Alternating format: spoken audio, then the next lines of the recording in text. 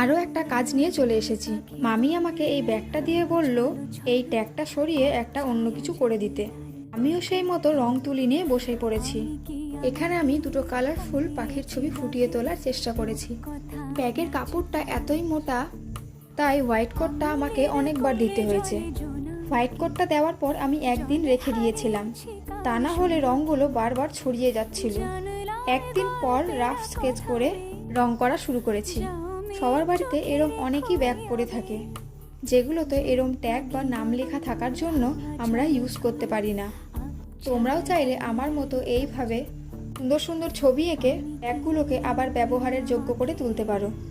এতে করে দেখতে আরও সুন্দর হয়ে যায়। ব্যাগের কাপড়গুলো যেহেতু একটু অন্যরকম, একটু মোটা কাপড়ের, তাই রঙগুলো চারিদিকে ছড়িয়ে যায়। রঙগুলো ছড়িয়ে যাওয়ার জন্য দেখতে কেমনই লাগছিল। আমি এইভাবে লেসগুলো লাগিয়ে দিয়েছিলাম।